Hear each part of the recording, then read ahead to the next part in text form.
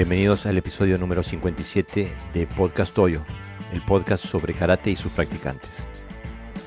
En este episodio les traigo una charla que mantuve con Gerardo Valve Sensei, alrededor de una idea que tengo de hacer una serie de podcasts en que en cada podcast se presente una escuela o un estilo de karate, ¿no?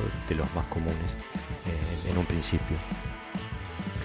Y como preámbulo de esa serie, tuve esta charla con Sensei hablando sobre lo que es un Ryu, lo que es un Ryuha, etcétera, etcétera. Espero que la disfruten. También, como siempre, te recuerdo que puedes escuchar nuestro podcast en las plataformas de podcast normales como Spotify y iTunes, pero como siempre nos puedes escuchar en la página web de la revista Mokuso, en mokuso.ar. Esta semana puedes leer sobre la energía positiva y la energía negativa. ¿Qué es la energía? ¿Cómo se genera y cómo se consume? La coach Gisela Gilges nos explica cómo cuidar nuestra energía. También puedes leer sobre Matahara. No todo es como lo imaginamos en el país del sol naciente. El escritor Luigi Di Martino, residente en Japón, nos cuenta cómo las mujeres japonesas sufren acoso por maternidad en las empresas. Bueno, y sin más, te dejo en compañía de Gerardo Valve Sensei. Que lo disfrutes.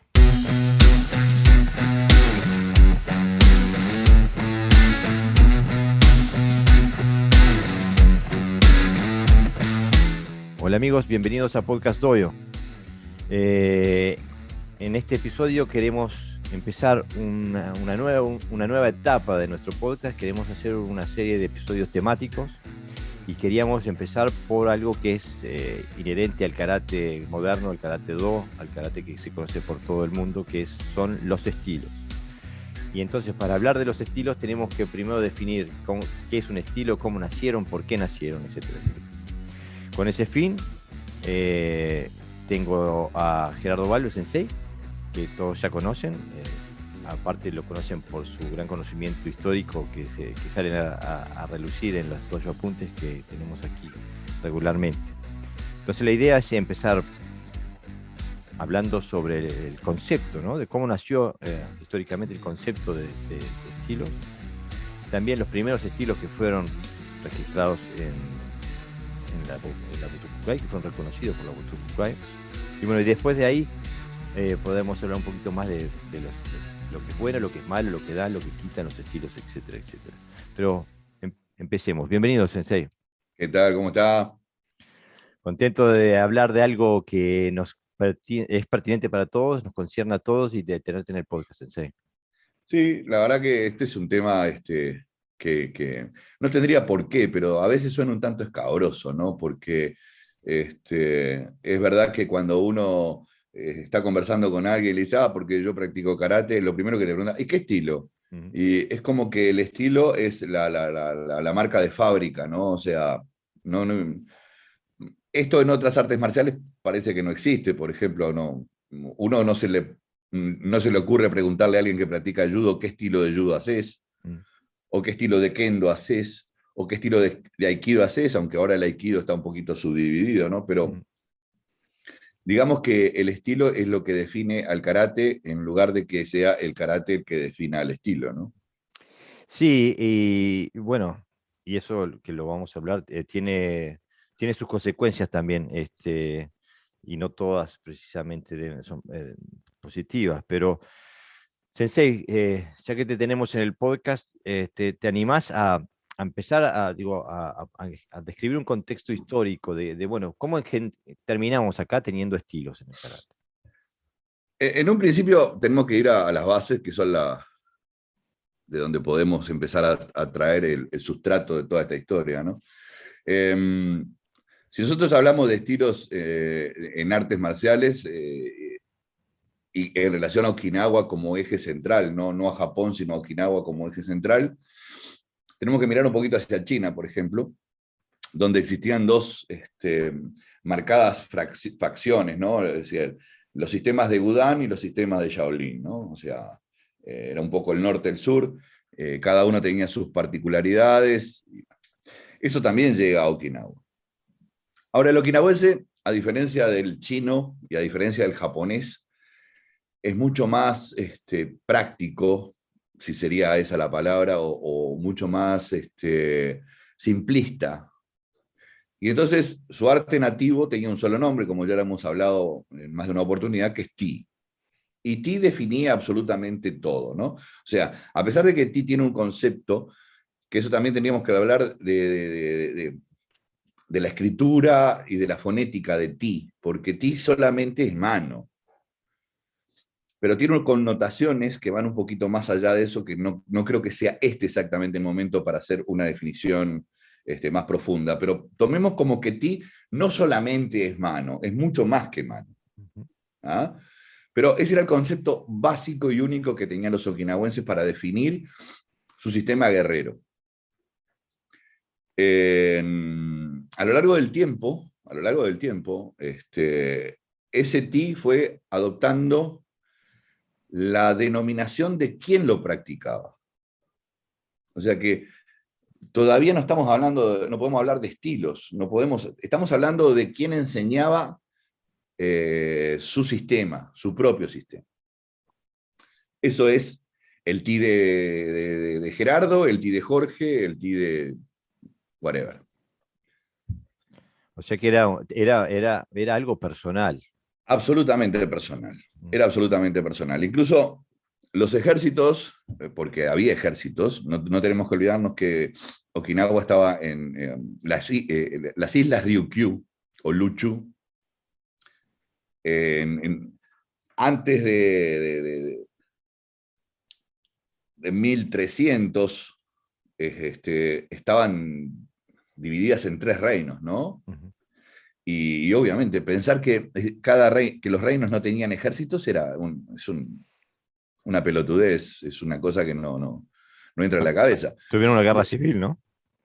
Bueno, hubo varias. Así que sin ejércitos, guerras son imposibles, ¿no? Exactamente, y un ejército tiene que prepararse, es decir, tiene que tener un método ya no solamente de táctica y estrategia a la hora de empezar la confrontación, sino cuando estaban dentro de la confrontación tenían que tener sus propios sistemas de cuerpo a cuerpo, ¿no? Ahí en esa época no, sobre todo todavía, a pesar de que Okinawa tenía algunos cañones que eran de origen portugués básicamente, pero eran pocos y malos. O sea que el enfrentamiento en el medioevo siempre estuvo caracterizado por la lucha cuerpo a cuerpo. Uh-huh. Más o menos estrategias, pero ese era el tema. Entonces, si no existía una preparación, obviamente que no. El fracaso era el triunfo lógico, ¿no? Uh-huh. Entonces, ya tenemos ahí una idea de la existencia de algo nativo que, según quien fuera que lo enseñara, tenía tal o cual ascendencia. Y entonces, obviamente que no estamos hablando de estilos, estamos hablando de experiencias personales trasladadas luego a grupos, en el caso de que estuviera al frente de un ejército y tuviera que entrenarlo, o personas, que es lo que pasó después de 1400, cuando empieza la interrelación alumno-discípulo, maestro-discípulo, ¿no? Y ahí ya empezaríamos la segunda etapa, ¿no? Que es la etapa que conocemos como las raíces técnicas del karate, como Soko Matsumura, etcétera. Es decir, el karate es ese, digamos que es la cúspide de la sistematización de la experiencia de múltiples maestros. Uh-huh. ¿Ah?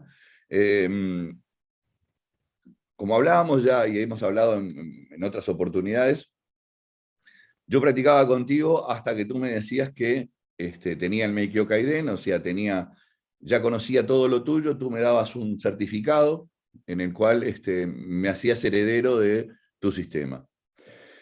Y si yo quería aprender más, tenía que ir a otra persona para que me enseñara otra faceta de eso. Pero eso no estaba sistematizado, no era... Yo seguía haciendo el Ti de Jorge y ahora estaba a su vez haciendo el Ti de Pedro. Menecucho. Pero a su vez estaba haciendo mi propio Ti, porque estaba sumando experiencias, y si tenía otro, estaba sumando 3 experiencias. Mm. Y cuando yo enseñaba a mi alumno, le iba a enseñar eso, que todavía no es un sistema, sino que es una forma de simplificar 3 experiencias o 2 experiencias. Ujú. Y trasladar, porque son experiencias, de última son experiencias. O sea, el desarrollo de las artes marciales es prueba y error. Siempre, como todas las cosas en el mundo, todo es prueba y error. No existe la perfección. Yo creo que lo más perfecto que tienen es justamente lo imperfecto que son. ¿Ah? Es decir, esa es parte interesante de la búsqueda, que muchas veces no queda claro, ¿no? O sea, todos dicen esto es lo mejor, esto es lo mejor, esto es lo mejor, pero lo mejor no existe, Ujú. porque lo mejor es individual. O sea, siempre vamos a confluir que al final de la historia, cuando terminemos con todo este tipo de capítulos, vamos a llegar a la conclusión que lo más importante es el individuo. Pero bueno, no nos anticipemos. Y empezamos ahí también, ¿no? Empezamos por eso y vamos a terminar en eso, porque irremediablemente esa es la realidad, esa es la verdad. Exactamente. ¿Ah? Es decir, todo lo demás son aditamentos que sean más técnicos o más históricos, pero son aditamentos. En definitiva, es el individuo el que hace la diferencia. Mm, exactamente. ¿Ah? Bueno, no sé. Continuamos. Bueno, entonces nace, hablamos del concepto, el concepto de estilo, ¿no? O sea, Ahí va. Hablamos de ti. Primero hablamos de ti. ¿Ah? Ahora después tenemos que hablar de corrientes que van conformando. O sea, del ti se desprenden, como vimos, experiencias de distintos individuos a los que podemos llamar maestros, ¿no? De hecho lo son. O sea, todo aquel que enseña, en definitiva, se convierte en maestro. Y luego empiezan las tendencias. Las tendencias muchas veces están dadas desde el punto de vista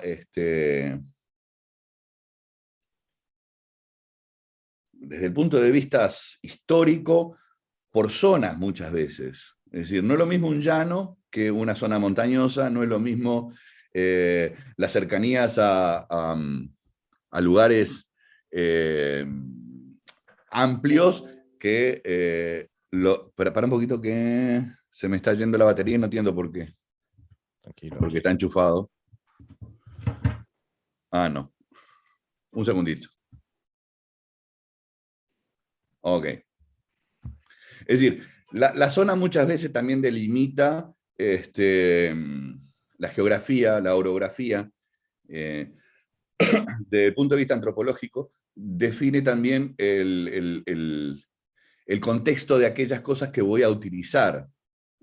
O sea, si yo entreno lo que sea en una caverna, tengo poca luz, y tengo límites, muchos límites, que hacen que todo lo mío empiece a ser trabajado en un espacio reducido.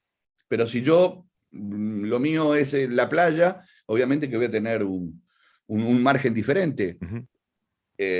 Por muchas razones, porque voy a tener el agua en el cual yo también voy a empezar a pelear o voy a entrenarme en el agua. Si lo hago en un bosque, voy a tener, es decir, siempre el entorno va a influir en el desarrollo de lo que yo esté haciendo.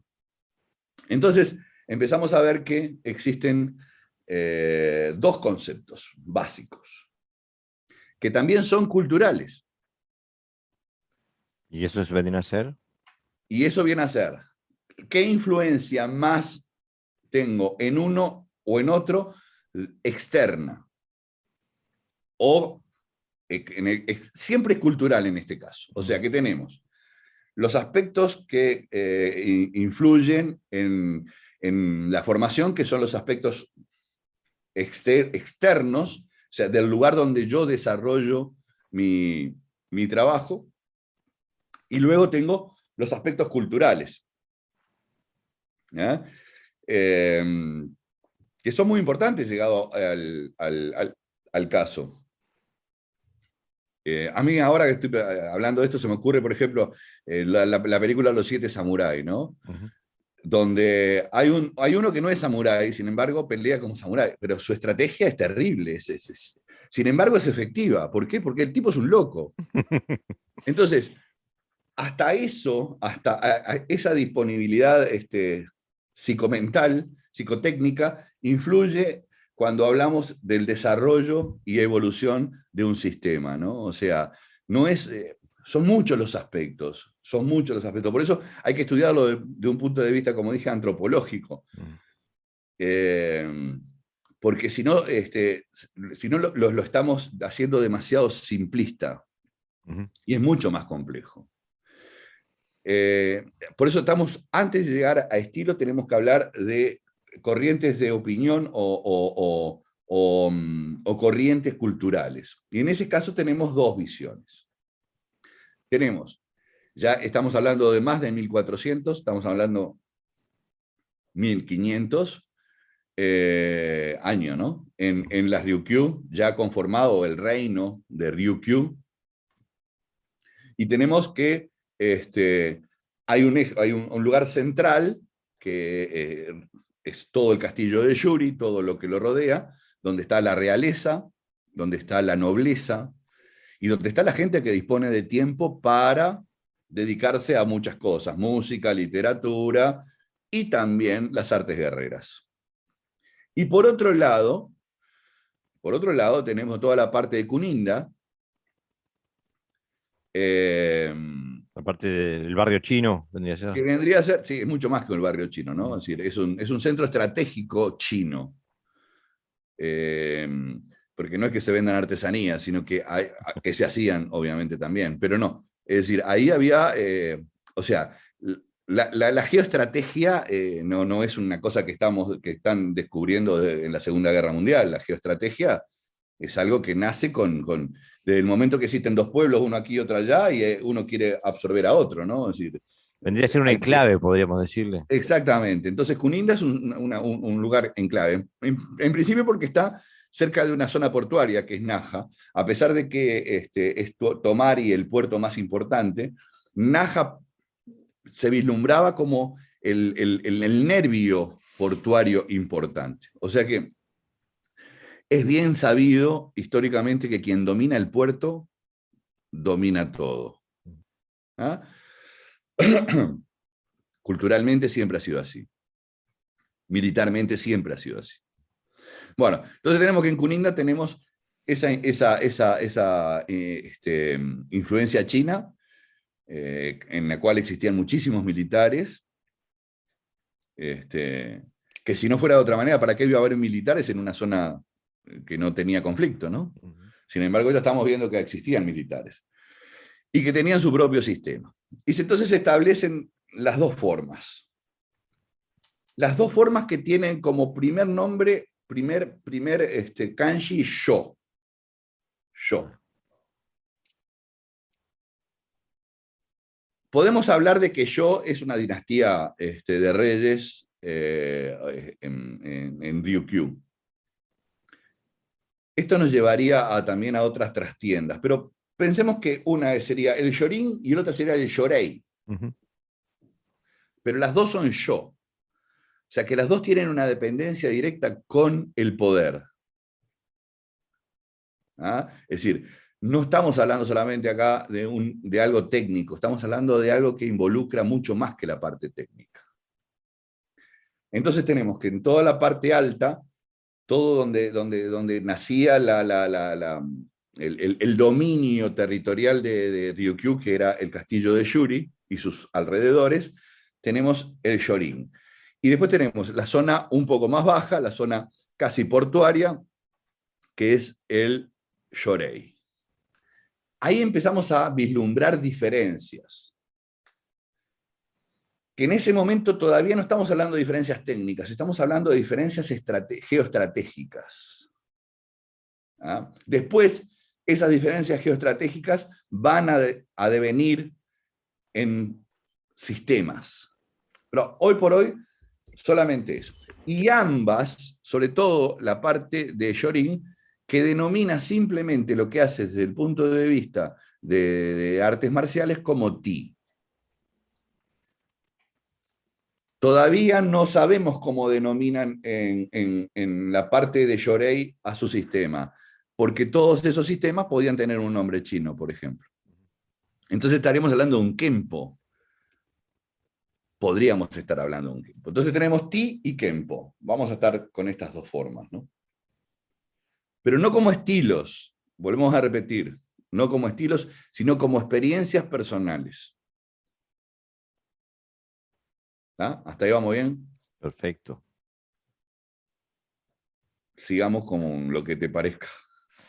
No, me interesa dar el paso eh, porque lo que acabas de decir, Sensei, también marca la cancha para lo que va a pasar más adelante cuando venga la anexión japonesa, incluso dentro del punto de vista el posicionamiento político de los diferentes senseis, en este juego geoestratégico que va a devenir también y va a marcar el karate a fuego, porque va a decidir cuál es el que sobrevive, ¿no?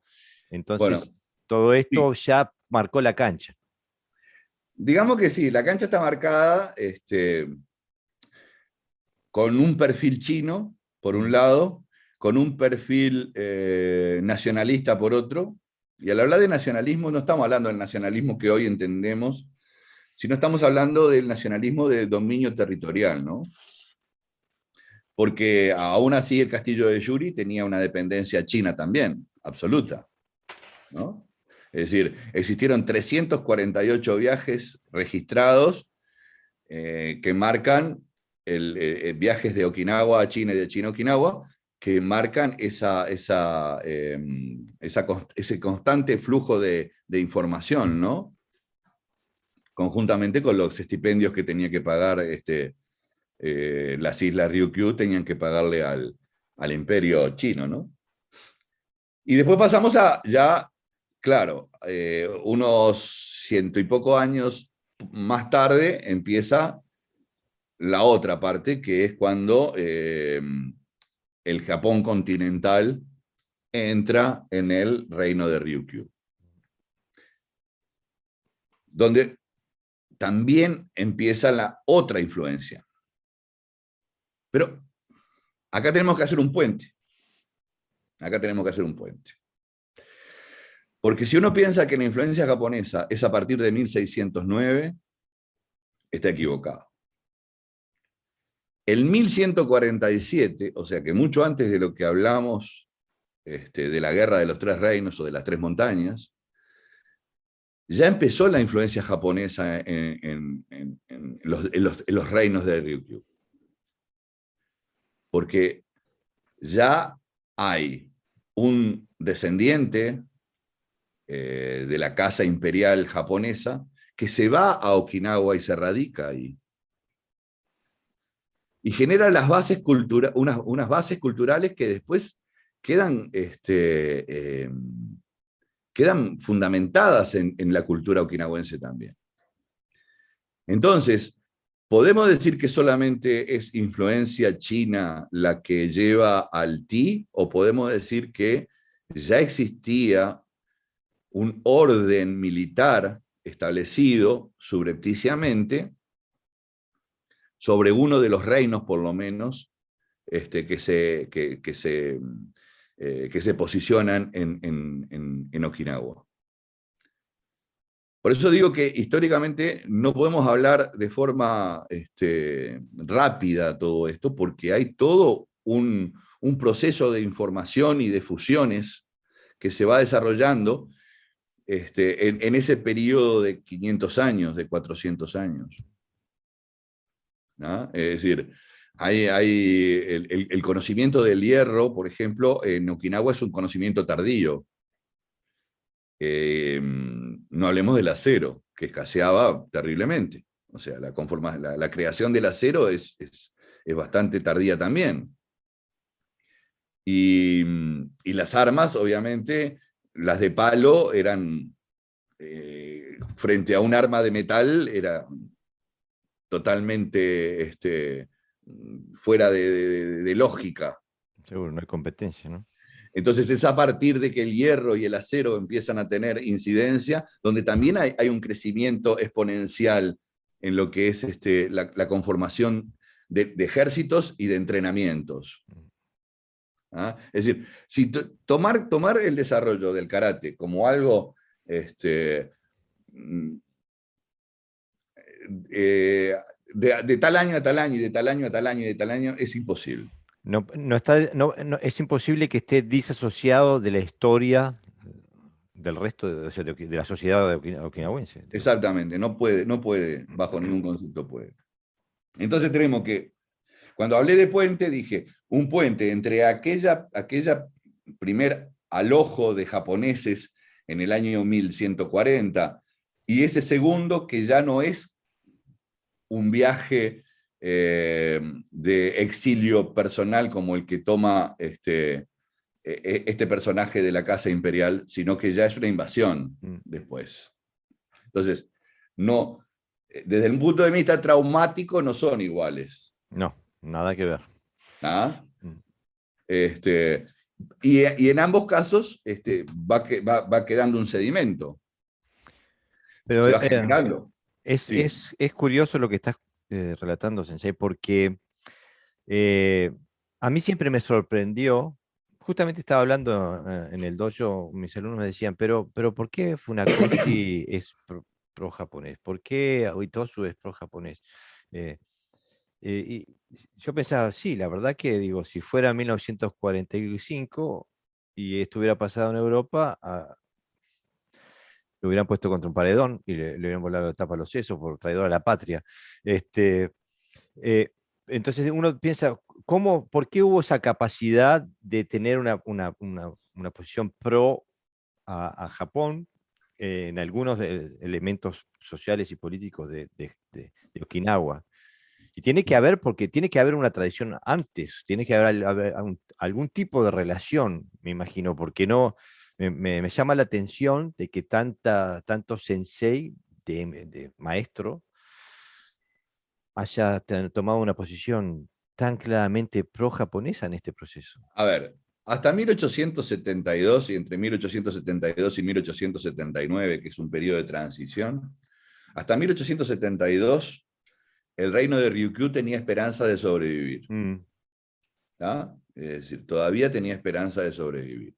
Por lo tanto, si bien existía una marcada tendencia en algunos sectores de tener influencias y tener una mayor aceptación de los japoneses, todavía había un conjunto grande de la sociedad okinawense que deseaba que China lo viniera a salvar o que existiera una rebelión interna que mantuviera, eran los tres polos, eran los tres puntos, ¿no? O sea, que los chinos nos salven, nos salvamos nosotros o nos vamos con los japoneses.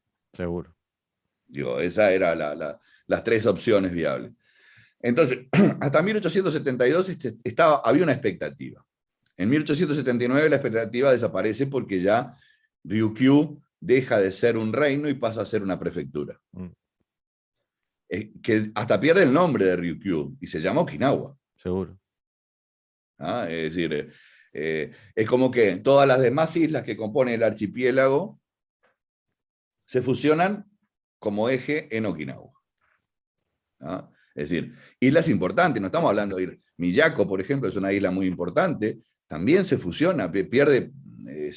Hay islas que son importantes, hay 4, 5 o 10 islas que son muy importantes por ubicación, porque están más en el mar de la China o porque están más en la parte pacífica, que también geoestratégicas son muy importantes, pero el eje es Okinawa. Y todo rige bajo la prefectura de Okinawa. Todo es bajo la nueva restauración Meiji, ¿no? Y bueno, ¿y cómo llega el concepto de los estilos? Bueno, primero vamos a hacer una definición de estilo, entonces. Seguro, pero perfecto. Pero simplemente quisiera, si me podés recapitular, ¿cómo llega el concepto de los estilos a la etapa moderna? Y con moderna quiero decir Matsumura, donde ya empezamos a hablar de un sistema que hoy le llamamos karate, ¿no? Pero un sistema... Seguimos hablando de ti, hasta ahí seguimos hablando de ti. No. salvo los chinos de Kuninda, que ya tenían una definición sobre cómo se llamaba lo que hacían, con una definición, ya te digo, o basado en Shaolin, o basado en otra zona de China.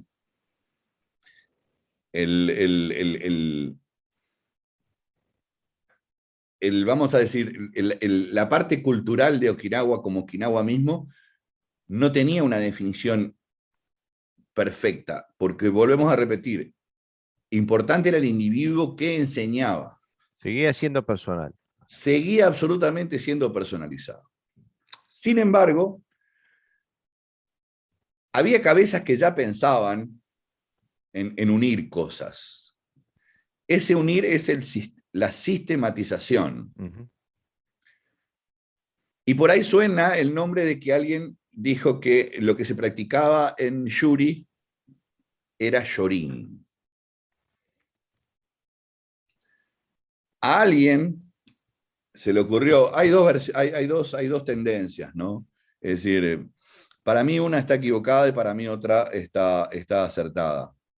Una que dice que el Shorin, que sí es literalmente la traducción de Shaolin, pero no como la traducción fonética, no la traducción escrita. O sea, es Shaolin pronunciado en okinawense. Sí, no, es Shaolin traducción japonés. En japonés, ok. No en Uchinaguchi. Ok.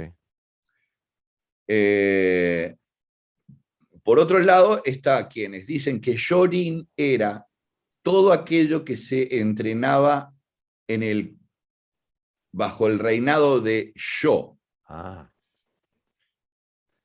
Y entonces Shorin se transforma en el joven bosque, porque el castillo de Yuri estaba rodeado de bosques.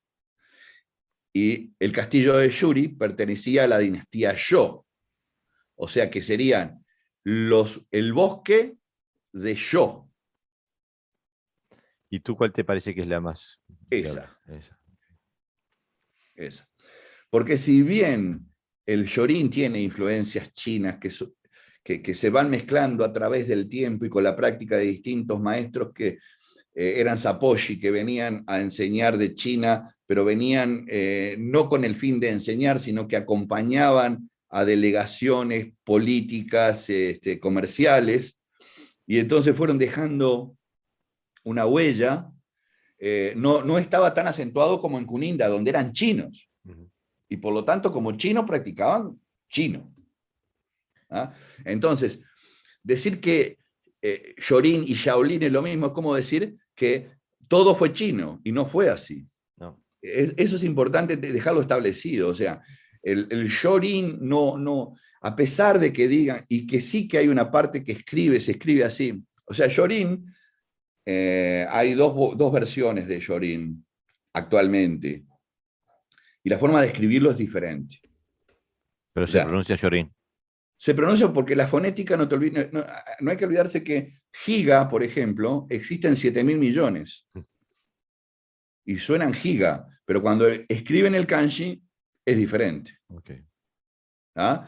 Mientras que para la cultura occidental, Pérez es Pérez, podrá terminar en Z o en S, podrá tener un tilde en una E o no, pero es Pérez. Y tienen la misma confluencia. En japonés no es así. Okay. No hay una raíz común muchas veces. ¿Ah? Entonces decía que tenemos dos tendencias. Dos tendencias, que ya lo habíamos hablado, que eran Shorin y Shorei. No, me decías que había dos Shorin. Y dentro de, bueno, sí, hasta ese momento no hablemos de dos Shorin. Todavía no. Después hay una visión que es la de Tomari y otra la de Yuri, ¿no? Pero eso ya es eso es una mezcolanza que se va dando con el tiempo. Volvamos otra vez a establecer que hay un cerebro que se llamó Sokonbushi Matsumura, que dijo, a ver, si yo aprendí con fulano, y aprendí con mengano, y aprendí con sultano, Vamos a ponerlo todo acá y vamos a darle forma. Vamos a sacar las aristas y vamos a redondearlo. Y esto es que no sea el ti de Matsumura, sino sea el shorin, que sea el arte de Yuri. Luego, por eso te digo que no lo mezclemos todavía, luego viene la tendencia de Tomari, ¿ah? Que es una tendencia un poquito más viscosa, porque pensar que es lo mismo, creo que es un error. Tienen muchos puntos comunes, pero es un error. Todavía es un error. Entonces tenemos que hay un sistematizador que se llamó Sokonbushi Matsumura. No digo que sea el único, digo que es el más nombrado porque es el ejemplo más gráfico que existe históricamente para poder dibujarlo. Ujú.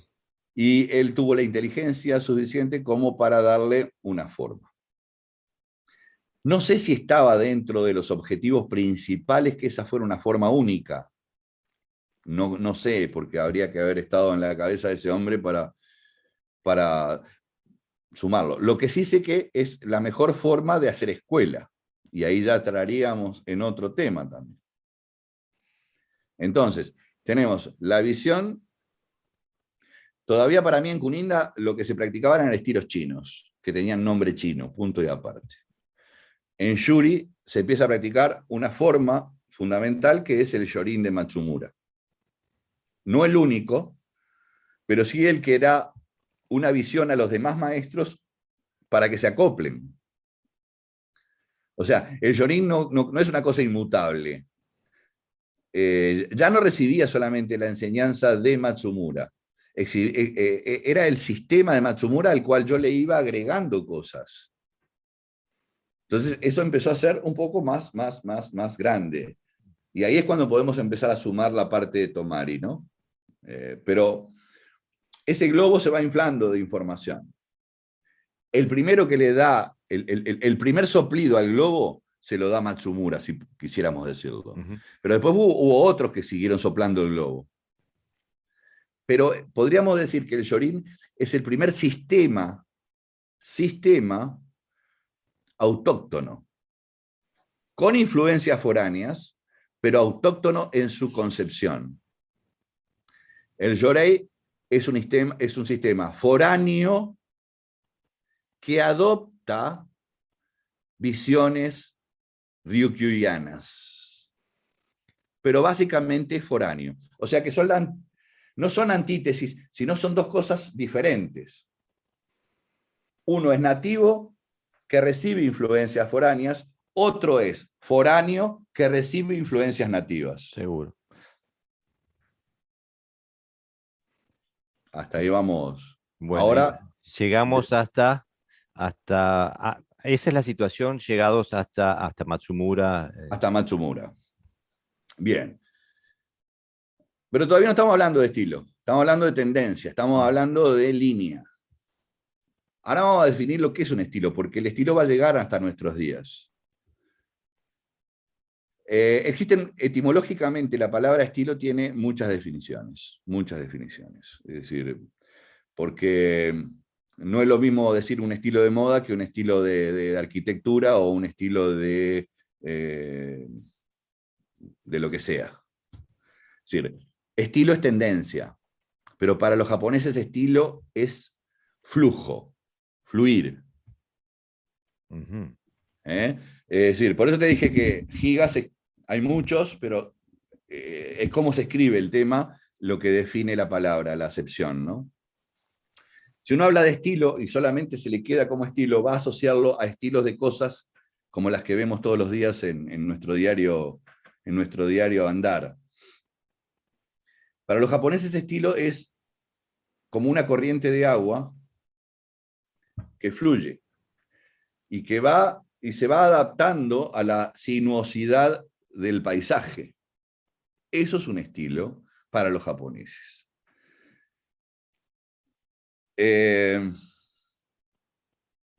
Entonces, cuando hablamos de estilo, en el caso del karate, tenemos que hablar que existe un lugar de donde se origina esa caída de agua, y un lugar hacia donde se dirige ese Esa corriente de agua. dónde se va a depositar esa agua. Y aunque esto parezca muy lírico y sonar muy poético, es una realidad, porque las artes marciales tienen una absoluta similitud con todo lo natural, con todo lo rodea. No es una fórmula matemática, 2 más 2 es 4. Es decir, las artes marciales están muy ligadas al individuo, fundamentalmente, y a su entorno. Y el estilo está muy ligado, entonces, también a la naturalidad y al entorno en el cual se hace. Entonces, podemos decir que el Shorin es el primer sistema, y también podemos decir que el Shorin es la primera idea de un flujo que tiene un origen y que va a desembocar en un océano. Pero eso tiene un recorrido. Ese recorrido es el que a nosotros nos empieza a interesar. Ese fluir es el que nos empieza a interesar. Ahora, Yorei, ¿era un estilo? No. ¿Por qué dijimos que no? Porque existían formas ya establecidas dentro de los chinos que practicaban ya un estilo, pero varios. Mientras que el karate era ti, en Okinawa, en Kuninda o en Kume, lo que se practicaba ahí ya era un estilo por sí mismo. Ya estaba definido y formado, ¿no? Ya había Eran varios, varios, aparte eran varios, seguro. ¿no? Como lo vimos, que había una parte que podía ser de Shaolin, otra parte que podía venir del norte, en fin, ya son estructuras diferentes. Que luego las empiezan a acallar, ojo, también tenemos que ver porque los japoneses si empiezan a callar a los okinawenses, imagínate con los chinos. Seguro. Es decir, no existen nombres chinos de sistemas de karate hoy por hoy, que podrían perfectamente haber llegado. Fíjate que es en 1370 donde empiezan a fincarse los chinos en Okinawa. Si podrán haber llegado hasta nosotros sistemas de Kung Fu, o de Wushu, o de Chuanfa, o whatever. Sin embargo, no llegan. Esta corriente que viene de Yuri sí llega más delimitada, porque es recién en 1879 cuando cae definitivamente el poder, pero ya estamos hablando de finales del siglo XIX y comienzo del siglo XX. ¿Ah? O sea que estamos hablando de nuestra era prácticamente. Estamos hablando de nuestra era. Entonces, es obvio que por cercanía en tiempo llegue a nosotros, mientras que los estilos chinos que se practicaban en Kume empiezan a desaparecer ya en 1600, ¿no? Sin embargo, existe una corriente importante que es la que va después dar nombre a dos sistemas los más importantes, que son Goju-Ryu y Uechi-Ryu, ¿no? Que sí, que tienen un ADN chino. Una profunda línea china. Es decir, básicamente no por lo que existía dentro en ese momento de Okinawa, sino por lo que los maestros, tanto sea Kanryo Higaonna o anteriormente Seiyo Arakaki, Kanryo Higaonna, Choyo Miyagi, van a buscar a China, y Kambun Uechi, que se radica y vive muchísimos años en China, ¿no? O sea que ellos vuelven a traer eso de que los japoneses habían aplastado en Kume, ¿no? Seguro. Y tenemos el concepto, ¿cuándo empezamos en lo que después se termina siendo el karate? ¿Cuándo empezamos a hablar de Ryu? Bueno, Ryu es estilo, ¿no? Seguro, pero ¿cuándo empezamos a decir, yo entreno Shorin Ryu, yo entreno Shorai Ryu, yo entreno, no sé, Y bueno, ¿Y es a por qué partir de, empe- ¿Y por qué empezamos? a partir de Matsumura, ¿no? Ok. O Y sea estamos que, hablando, igual estamos hablando sobre fines, de mediados y fines del siglo XIX ya, ¿no? claro. Y o sea que se adopta se adopta este pensamiento que es muy común en las artes marciales japonesas del Ryu, ¿no? Del Ryuja. Entonces, bueno, no, Ryu y Ryuja son dos cosas diferentes. Ok. Eh, Justamente es ahí donde empezamos a ver el peso de la cultura japonesa en Ryukyu, A eso me refiero. cuando hablamos de Ryu. Mm, ¿Por qué? Porque justamente para Japón los Ryu eran muy importantes porque definían castas, ujú. definían clanes. O sea, el Ryu que se practicaba en el clan de Minamoto no era lo mismo que se practicaba en el clan Iga, o etcétera, etcétera, y así No, sucesivamente, ¿no? cada clan tenía su... Su Ryu, Sí. y ese Ryu mantenía cosas en secreto también, que era lo que también lo hacía tan importante, tan valorado el Ryu, ¿no? Ujú, En Okinawa, obviamente que el Ryu empieza a tener una connotación parecida, pero no igual, no igual. ujú. Sin embargo, marca una tendencia. Y sí, es Matsumura el que empieza a vislumbrar eso. Eh, a pesar de que ti se sigue usando entrado el siglo XX, porque no desaparece el concepto de ti de un día para el otro. Mm. Se va perdiendo, se va desmenuzando, se va deshilachando el concepto de ti, pero no desaparece hasta, yo diría, mitad del siglo XX. Ok. Mitad del siglo XX. En 1956, definitivamente, Okinawa adopta el sistema global que impone Japón. ¿Ah?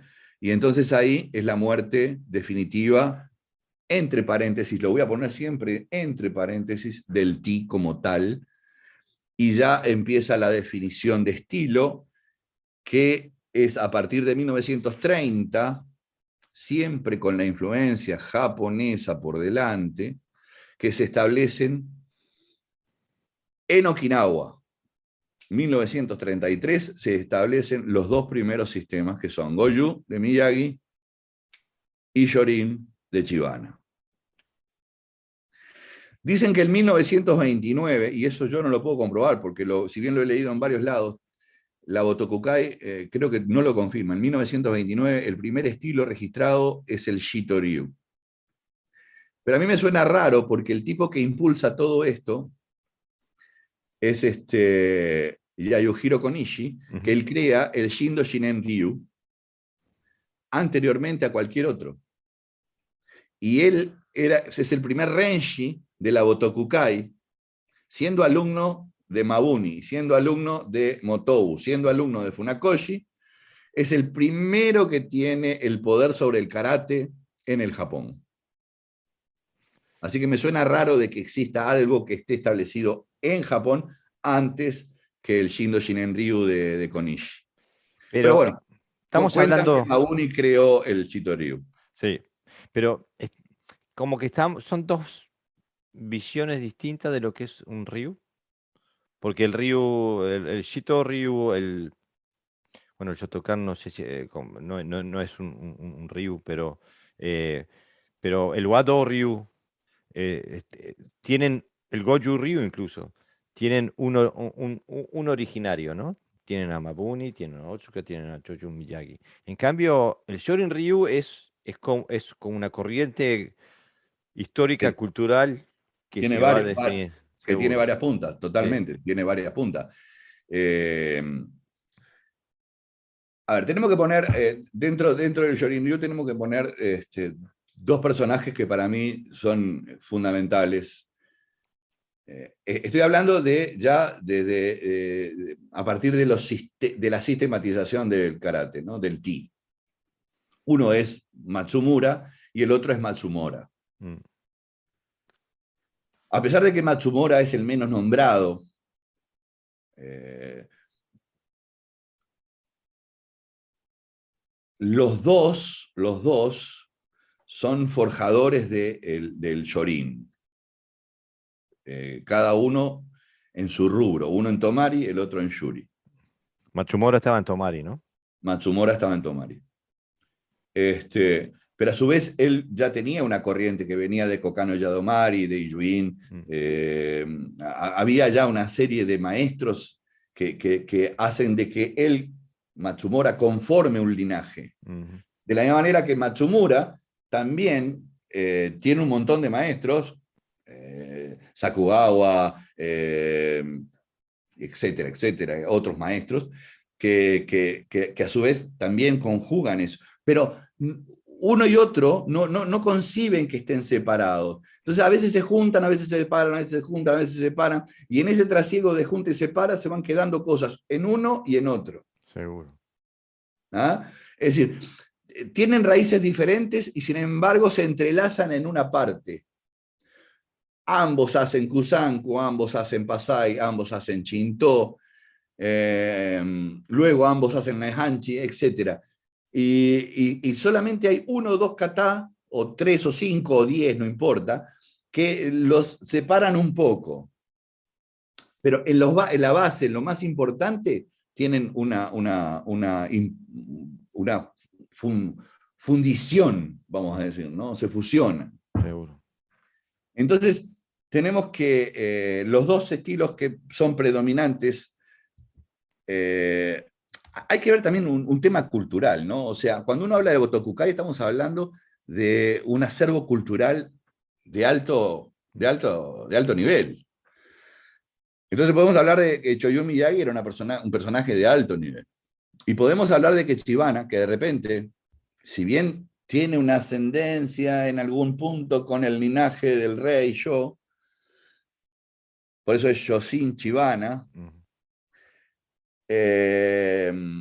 no tenía ese nivel. Pero ¿qué pasa? Estaba rodeado de ese nivel que lo va levantando, que lo va aleccionando, que lo va cultivando, incluido el propio Itosu, que sí tenía un nivel, un estándar alto, que ya había dado un puntapié inicial en 1905, en 1902, con la introducción del karate como gimnasia, o sea que eso lo avala y lo empuja, y entonces se conforman las dos primeras líneas dentro del karate de Okinawa, reconocidas por la Botokukai en 1933. Primero, por un mes o 2 o 5, el de Choyun Miyagi, el Goju Ryu, y luego el Shorin Ryu, que para el Botokukai es Shorin Ryu, para Chibana es Kobayashi. Ok. Esa diferencia no la sabía. A ver, Chibana Voz Populi dice, yo no cambié el nombre del sistema. A Voz Populi es así. ¿Pero por qué lo llamás Kobayashi Ryu? Oh, porque fonéticamente es lo mismo, pero es en nuestro dialecto. Ya está haciendo una separación. Ya está marcando cuál era el pensamiento de Chibana, que no quería que se fuera demasiado para allá, sino que quería quedarse más o menos en el medio. Que no quería que el karate de Okinawa fuera japonés, sino que se quedara en Okinawa. Cosa que para Miyagi Choyun no tenía mayor importancia, no importaba dónde fuera. ¿Ah? Así que ahí tenemos las dos primeras visiones ya de lo que son los estilos, ¿no? Así que hoy por hoy, a cualquiera vos le preguntabas cuáles son los principales estilos: Wado Ryu, Shotokan, Shito Ryu, Gochu Ryu. Gojukai, ojo, Gojukai, no Goju Ryu, Gojukai, Shito Ryu, Shotokan, Wado Ryu, y se agregó un quinto con el tiempo que fue el Gensai Ryu. Okay. Pero esos son todos japoneses, salvo... Pero esos son todos japoneses. Es que cuando yo empecé a hablar, nadie hablaba de Okinawa. Okinawa fue el lugar donde nació el karate, punto. Ya ahí pasamos a Japón. O sea que acá nació, acá la mosca puso los huevos y nada más. Claro. Y a mí siempre me llamó la atención mi propia tradición, ¿no? Que yo vengo del Wado Ryu, que el wa quiere decir esencialmente la connotación esencial del wa es Es japonés, japonés. Es claro. como diciendo, nosotros somos los verdaderos japoneses. Sí, sí, sí, sí. O sea, en contrapartida al karate okinawense, me imagino yo. O a los chinos, no sé. Era un momento político diferente del de hoy, pero evidentemente hubo un motivo para ponerle el karate japonés. Sí. Ahora, el que le pone la definición más japonesa es Yasuniro Konishi, que le pone Shindo Shinen Ryu. O sea que acordémonos que los estilos, los Ryu en Japón son compuestos. Mm, ¿Ah? Y casi todos tienen una aproximación al Jiu-Jitsu o al Kenjutsu. Y casi claro. todas las concepciones de Jiu-Jitsu o de Kenjutsu tienen eso. Tatán, tatán, tatán. Claro, bueno, el Wado Ryu no se llamaba Wado Ryu, se llamaba Wado Ryu Kenpu Jujutsu, cuando fue Sí, registrado en sí, Butsubukai. originalmente sí. Este, Pero es evidente que había una corriente anti okinawense. todo, sí, o anti-quinahuense o anti-china, no sé, pero algo que decía que había que pegarle en el bombo Ah, japonés.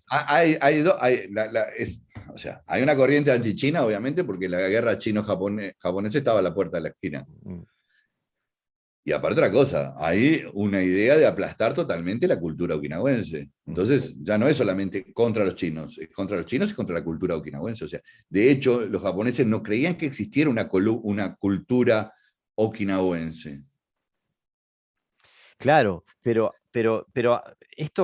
lo que pasa es que la audiencia se piensa que estamos hablando nada más que en términos históricos, pero estamos hablando de relaciones interpersonales, porque tanto Konishi como Otsuka son alumnos de Funakoshi, de Motobu, de Mabuni, o sea, entrenan, sudan en el dojo con ellos, y cuando salen por la suya, lo hacen como en oposición en, en- en- a su maestro, ¿no? Sí, yo pienso que el que, personalmente, ¿no? Luego de leer bastante, eh, Konishi creo que es el que más sale beneficiado de toda esta historia porque es el que aprovecha más y es el creo que a pesar de que le pone un nombre totalmente japonés a su sistema, es el que más mantiene lo que aprendió en primera instancia. ¿Eh? A pesar de que tiene muy pocos practicantes, y yo creo que justamente tiene muy pocos practicantes, justamente porque mantiene esa herencia okinawense muy implícita. Ok. Ahora, el okinawense más japonés para mí fue Funakoshi. Más que Toyama incluso. Toyama era un tipo que era políticamente japonés. Ujú. Eh, Funakoshi era culturalmente japonés. Sí, ¿no? ¿Ah? Entonces creo que ahí es donde radica un poco la diferencia. Mientras que Toyama es un ferviente admirador de la formación japonesa, yo creo que Funakoshi no era tan admirador, pero sí de la cultura japonesa, no tanto de la política japonesa. Entonces, Toyama no cambia nombres de técnicas okinawenses. Funakoshi sí. Mm, O sea que Funakoshi japoneiza absolutamente el karate. Porque si vemos, Mabuni tampoco cambia. mm. ¿No? O sea, él sigue manteniendo los nombres. Ahora Funakoshi no. O sea, Funakoshi dice, no, esto vamos a hacerlo japonés. Y lo extraño es que Otsuka vuelve a los nombres okinawenses cuando se va. Eso No es la una de las cosas entiendo. que más me llamó la atención. No la entiendo, pero él lo hizo. Y no hay una explicación dentro del Wado que diga por qué vuelve a los Pinan y por qué. No, él no dejó en ningún que yo tenga, que yo sepa. Y he intentado leer todo lo que encuentro, que donde diga eh, por qué volvió bueno, a sus raíces okinawenses, por así decirlo, ¿no? Este, Bueno, vamos a ir un poquito, a ver, reordenando el tablero. bueno, tenemos el Abotukukai, los dos primeros estilos, que Ahí son está. el Shorin y el Ahí Goju. está. Ahora, Eh, ¿quién es el que tiene la mayor incidencia en que el karate llegue a Japón? Y volvemos a Anko Itosu. O sea que, sin lugar a dudas, sin lugar a dudas, es el personaje, vamos a decir, más importante en la historia del karate. ¿Podremos estar de acuerdo o no? Eso es un tema muy personal. Pero históricamente hay un antes y un después de Itosu. Sí. ¿En qué favoreció al karate en que se conoce hoy en todo el mundo? ¿En qué lo perjudicó?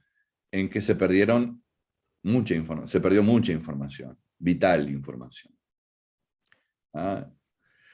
El advenimiento de Itosu es la muerte del Ti, el comienzo de la muerte del Ti. Ya dije que el Ti para mí se muere a mitad del siglo XX.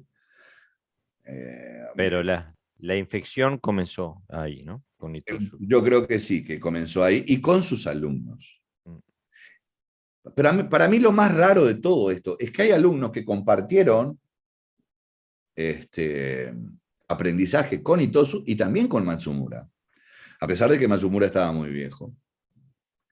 Pero hay dos o tres o cuatro o cinco alumnos de Itosu que también participaron de entrenamientos y de la retórica de Matsumura.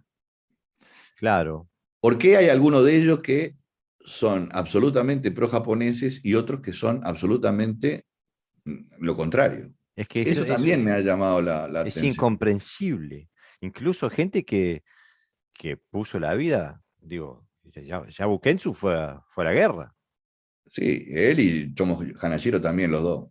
Por eso. Y bueno, digo, fueron a pelear por Japón. Sí, y ¿Sí? digo, es extrañísimo, ¿no? Incluso porque tanto Chomo Hanashiro como Yabu Kentsu estudiaron con Matsumura también, ¿no? Entrenaron Por con eso Matsumura. mismo, por eso, a eso me hacía referencia, justamente, Claro, ¿no? Es decir, y es, sabía cómo pensaba el hombre, ¿no? Decía, porque fíjate que Matsumura acompañó al último rey cuando fue llamado a radicarse en Japón mm, y lo acompañó por mucho tiempo, ¿no? O sea que él vivió esa cultura y que ya la había vivido desde antes cuando él aprende Kenjutsu, Shingen Ryu, mm, y sin embargo él sigue fiel a sus concepciones okinawenses, ¿no? claro. A mí me llama mucho la atención y pienso que también me Es llama más, no sé si llegó a aprender japonés Matsumura. no me extrañaría, pero me llama también la atención de porque también hay un quiebre en la relación entre, como por lo menos entre maestro-alumno, entre Matsumura y Tosu. Bueno, sí, sí, sí. O sea, Que- hay un dicho que dice, Asato sigue la línea de Matsumura y Eitosu sigue la línea del Tomarité, del Tumaidí, ¿cómo se llama? Este, Tamanaja de Tomari, ¿no? O sea, no sigue la línea exactamente de Itosu. Ya lo habíamos hablado la vez pasada, cuando se le pregunta a Matsumura, alguien le pregunta, o por lo menos es un dicho que queda ahí en entredicho, valga la redundancia, si Itosu era su mejor alumno, le dicen, no, es el más lento, el más gordito, no entiende nada de lo que yo le digo. sí, Es por decir, eso te digo, y hay dos entonces, etapas de Itosu con Matsumura. Hay dos etapas de dos Itosu. etapas, ¿ok? Sí. O sea, hay una primera donde él se va y empieza a tomar clases con dos diferentes maestros. Y hay una otra etapa más que son los últimos años de Matsumura. Yo creo que no hay un registro de que Itosu recibiera un Meikyo Kaiden de Matsumura. O sea, no hay un registro de que diga que Itosu fue heredero de Matsumura. Sin embargo, hay un registro de una carta que Matsumura le envía al que él considera en ese momento su heredero, que es Ryosei. Mm. Sin embargo, Itosu se apropia, o por lo menos el entorno lo hace a él como heredero de Matsumura. Pero no fue así, ¿eh? Por eso te digo, hay De hecho, de hecho, un... de hecho Itosu no enseña kata de Matsumura y enseña kata de otros. Por eso, entonces hay un misterio en lo que pasó en las relaciones entre estos hombres que han marcado el karate y que han marcado las escuelas que han surgido de ellos, porque de Itosu resulta que terminan saliendo la mayoría, No, la no, acá genealogía, ¿no? volvemos otra vez a un error, a un error. Una cosa es estilo y otra cosa es escuela. Sí, sí, pero bueno, lo que me refiero es que hay una genealogía general que si todas van para atrás, bueno, todos los estilos que nombraste ahí, el Wado Ryu, el Goju Ryu, el Goju Kai, todo lo que hablamos ahí, todos que vayan para atrás terminan todos en Itosu.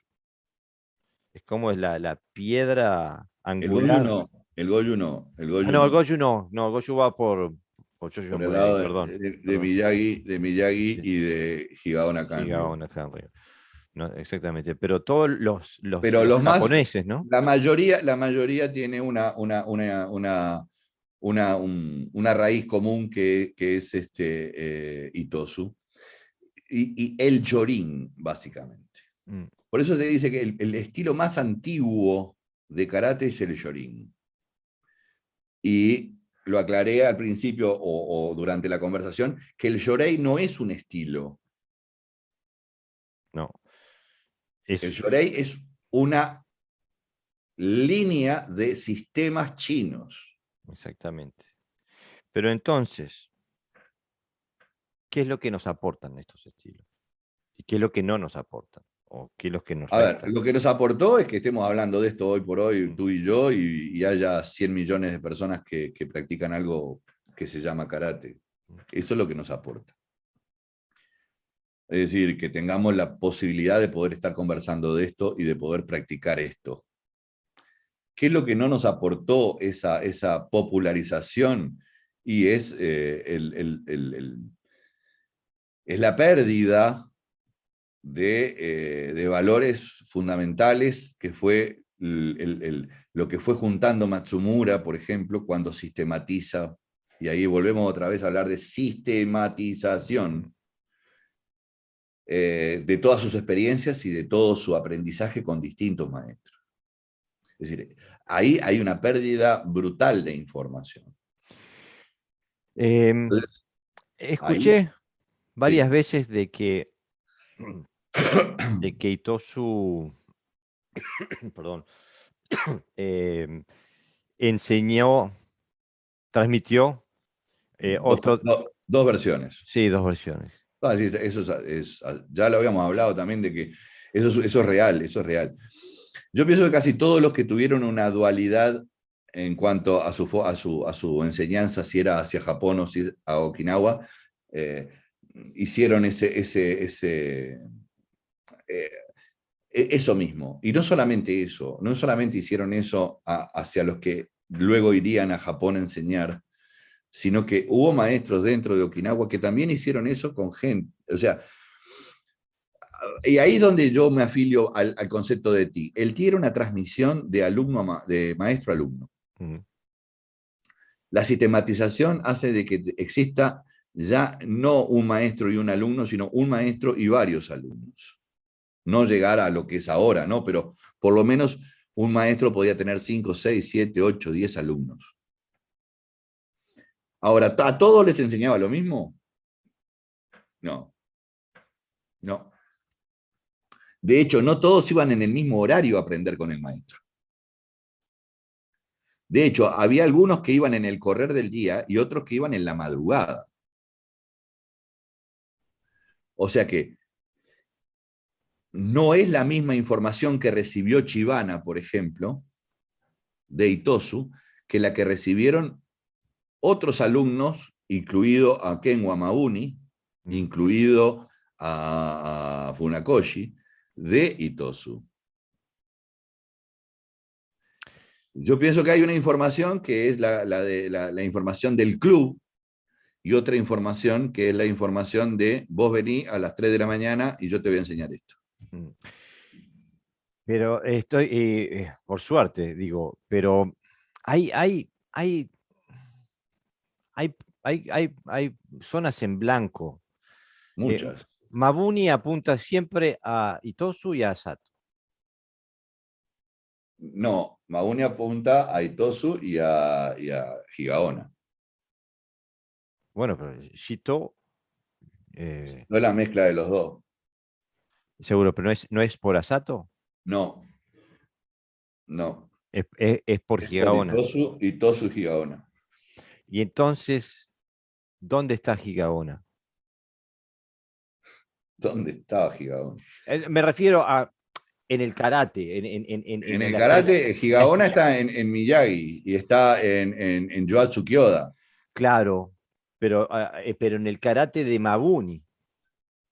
Y en el karate de Mabuni, Higaona está en los kata que provienen de la línea Yorei. Hay un montón de o sea, Papuren, hay un montón de kata se hacen en Shitoryu que son de la línea de Goju. Sí, pero no la. Bueno, me voy a meter en cada lío. Eh, no, no lo percibo en la expresión Y no, técnica. porque no lo practican como lo practicaba, como lo hacía Miyagi, A eso me refiero. y ni tampoco como lo hace Yatsu Kyoda. Si vos ves el Ton Ryu y ves el Goju Ryu, vas a ver diferencias. Mm. Y sin embargo, son alumnos de Higaona los dos. Y principales alumnos, no estamos hablando de alumnos secundarios, ¿no? Claro, y es por eso te digo que hay lagunas, ¿no? Porque cosas en zonas. Yo creo que los okinawenses tenían, por eso te digo que el tino desaparece hasta mediados del siglo XX. Los maestros seguían enseñando ti, a pesar de que ya lo que enseñaban tenía un nombre propio. No, ¿te acordás cuando en la última nota que hablamos sobre cómo se enseñaba en Okinawa y cómo cambió eso? Ujú. Y yo te dije que en el Kyudokan venía un maestro y te enseñaba tal cosa, y después venía otro y te enseñaba otra cosa que era de su propia experiencia. ¿Ah? Ajá. Y yo creo que eso nos tiene que pautar cómo era el karate que se enseñaba. O sea, Higaona le enseñaba esto a Miyagi y después le enseñaba esto a Kyoda y después le enseñaba esto. O sea, no convergían en una clase la misma instrucción. Mm. ¿Ah? El concepto de cuando esté lejos de ti la inspiración, haz uso de tu oficio, no es un concepto moderno que me enseñara Brickman o que repitiera Brickman y que a mí me quedó grabado. Es un concepto de la realidad. Hoy no me levanté igual que ayer, ni creo que mañana me levante igual que hoy. Por lo tanto, si hoy te tengo que dar clase, te voy a dar clase con la perspectiva de cómo yo estoy viendo el mundo hoy. Mm. Y si venís mañana, capaz que mi perspectiva no cambia la esencia, sino cambia la perspectiva de lo que te voy a enseñar. Los japoneses mataron eso con la dogmatización de la enseñanza. Ah, Acribillaron el don del sentimiento a través del cual se enseñaba el karate. Por eso es que alumnos de un mismo maestro en Okinawa no enseñan lo mismo, porque no aprendieron lo mismo, o no aprendieron de la misma manera lo mismo. claro, y a eso quería, es donde estoy apuntando yo, porque eh, podemos, sin incurrir en demasiados errores, podemos decir que hay una característica, hay características técnicas, por más variadas que sean, pero hay características técnicas que se pueden ver que son del karate japonés ¿Sí? que no son las mismas que tiene el karate okinawense. Absolutamente. Ni conceptual, ni técnica. Exactamente. A pesar de que los originarios, las raíces del karate japonés, son todos okinawenses. Funakoshi, Mabuni, Sí, sí, que todo. Toyama y todo. Sí, pero vuelvo a repetir, todavía todavía, hasta ese momento, yo digo que hasta 1930, 1935, por ahí, la existencia de la docencia no estaba estandarizada, por lo cual el sensei determinaba qué le enseñaba a qué alumno.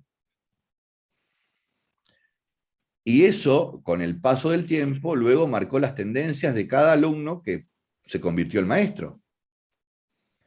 O sea, si bien tenían muchas cosas en común, también tenían muchas cosas diferentes, porque la enseñanza, como dijimos al principio, no era impartida de la misma manera.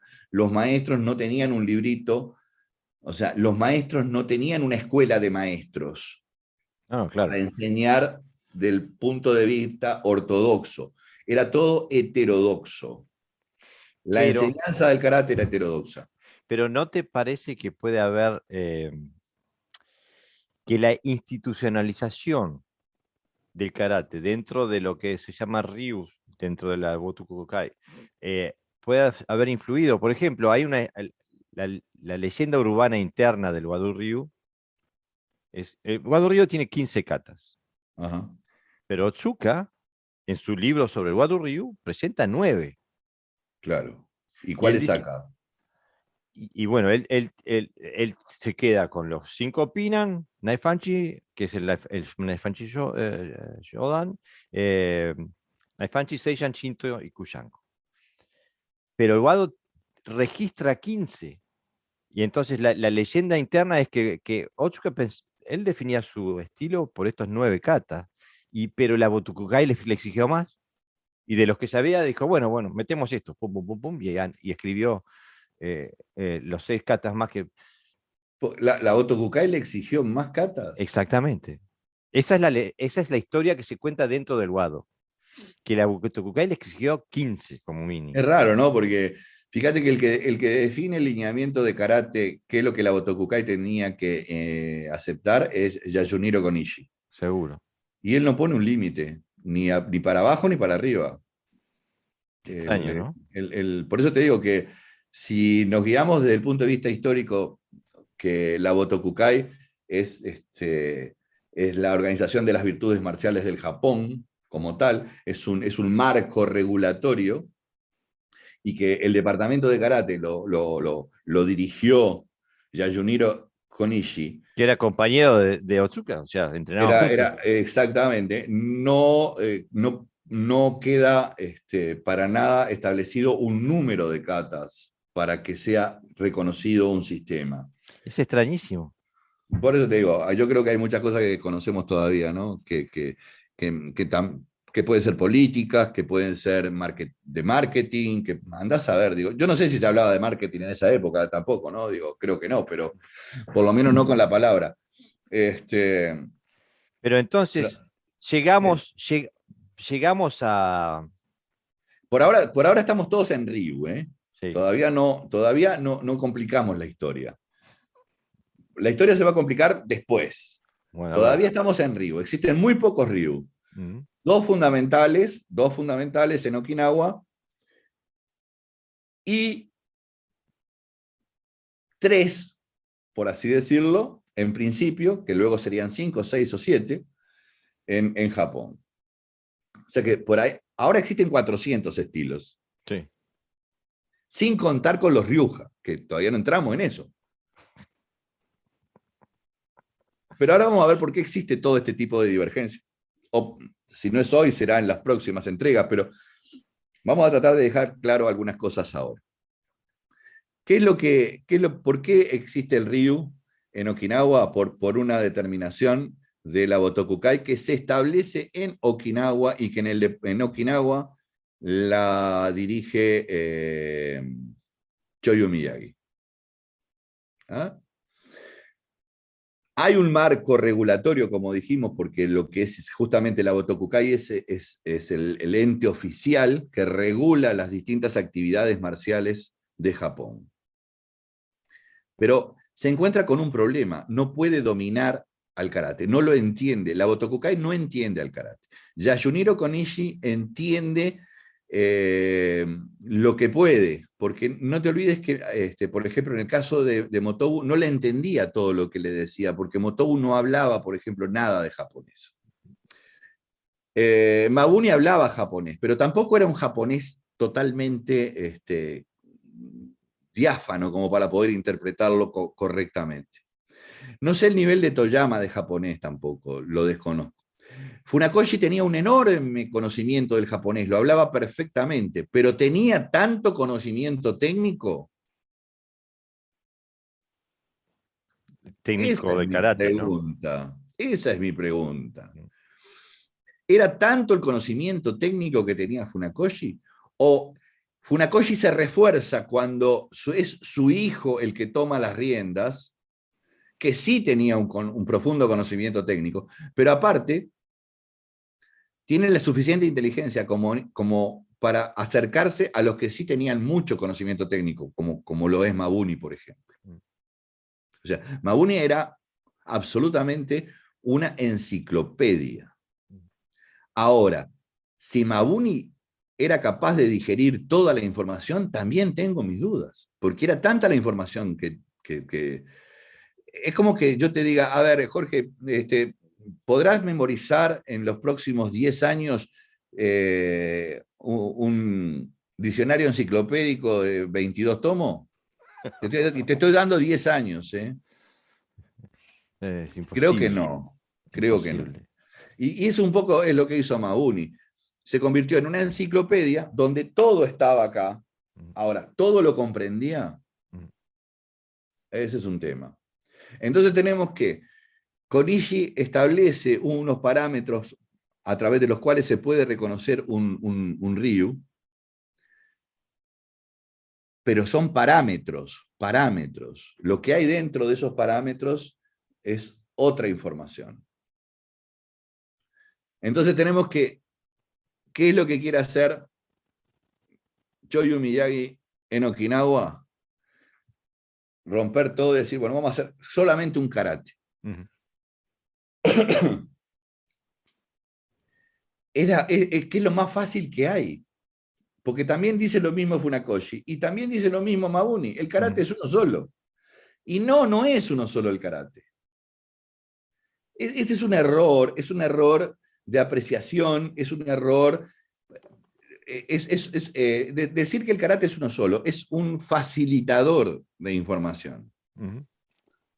El karate es un montón de tendencias sistematizadas, pero son tendencias. Si no estudias las tendencias, no vas a entender nada al final del karate. Vas a tener un montón de movimientos, un montón de técnicas, un montón de que están agarradas, pero que son como eslabones de cadenas, están agarrados.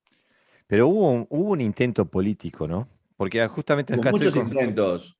acá estoy el, el libro de traducción de Mario Maquina, ¿no? An Overview of... Sí, de y Toyama. no, no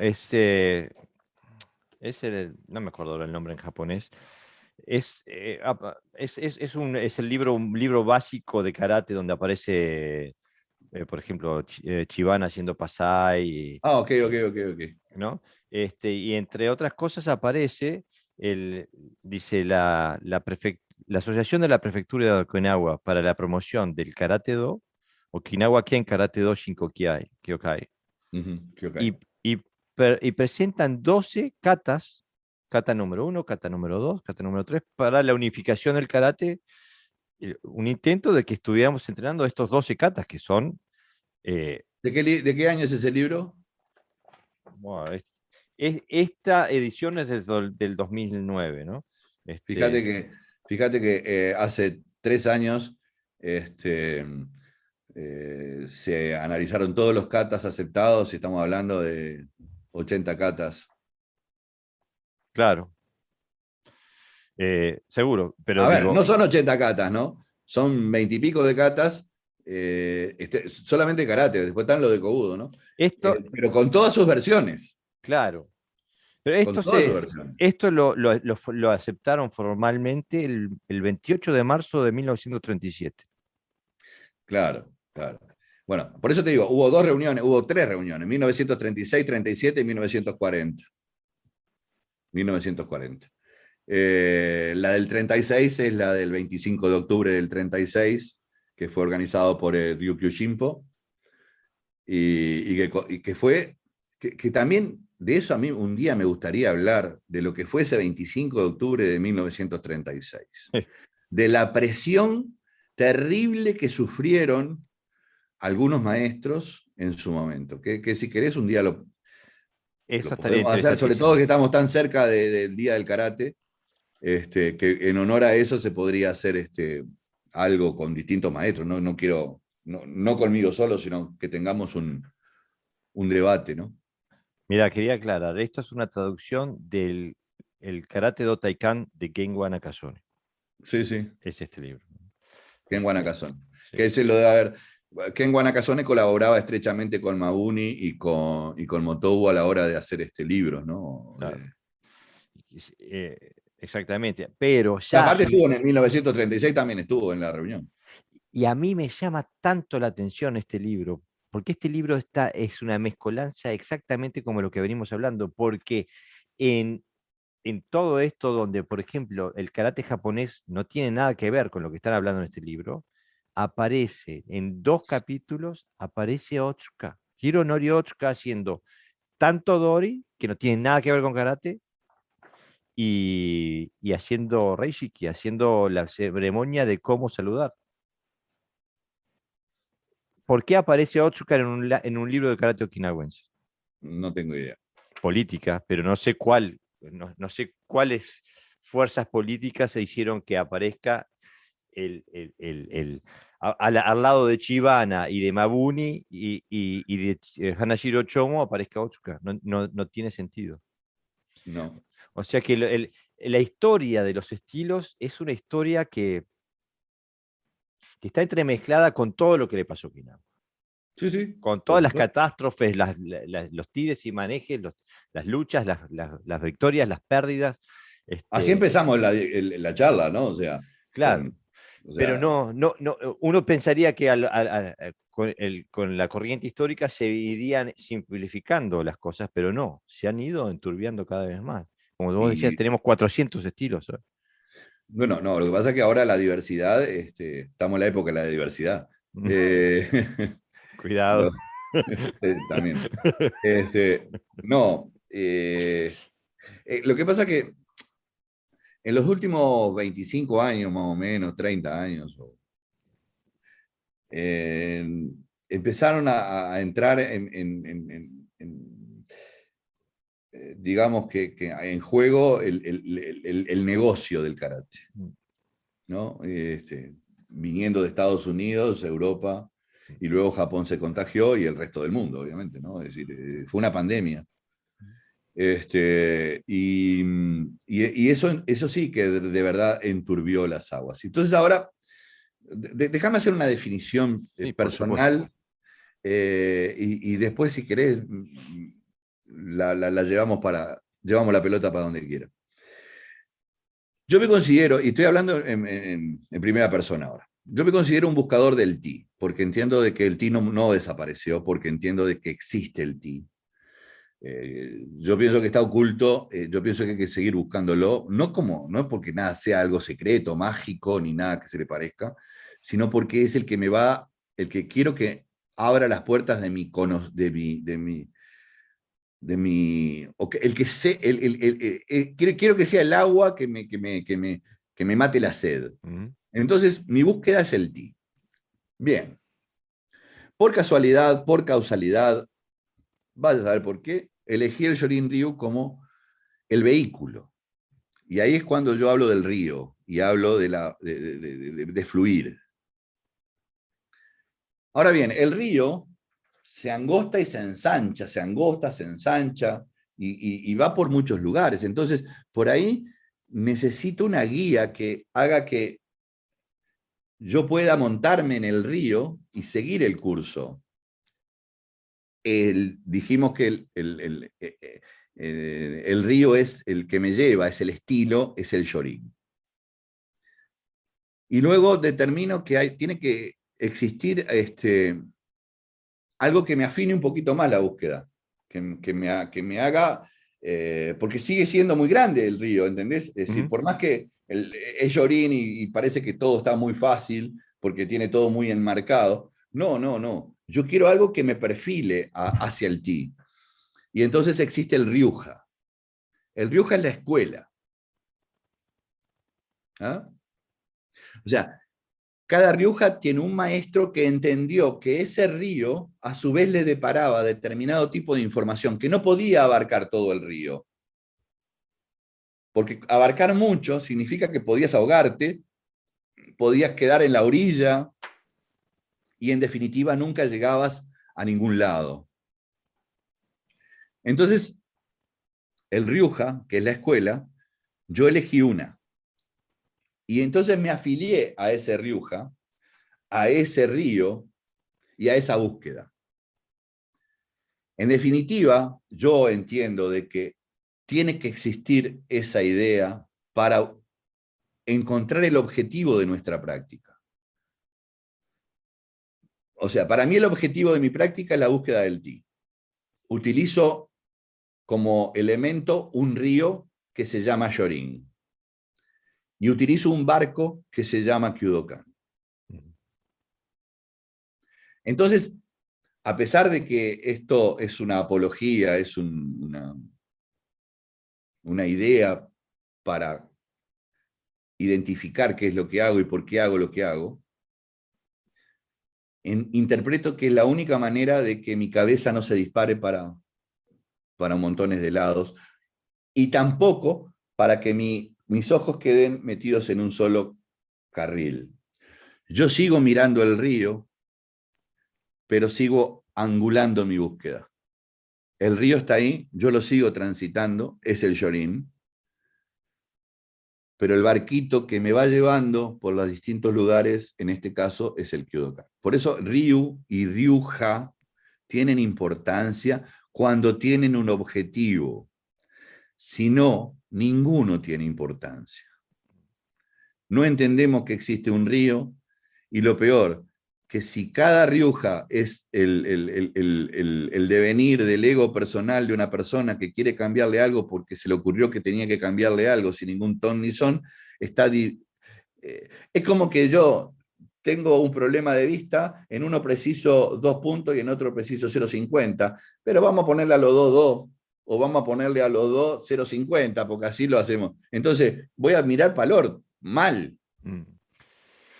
Claro, el tema es, Sensei, creo que eh, tu vivencia del karate no es representativa de la mayoría de la gente, ¿no? Porque la gran mayoría conoce su Ryu, no es consciente de si está en un Ryu o en un Ryuja, y la gran mayoría tampoco ven eso como no como un vehículo hacia, hacia, eh, hacia un nivel superior de conocimiento, sino que lo ven como un fin. Y ahí es donde nos traen los problemas, porque ahí es donde dicen, como el otro día estaba discutiendo en Facebook, donde alguien pone un artículo diciendo el mejor estilo para la defensa personal es el Shotokan, y donde yo digo, no pude dejar de reaccionar y decirlo, eso es una aberración.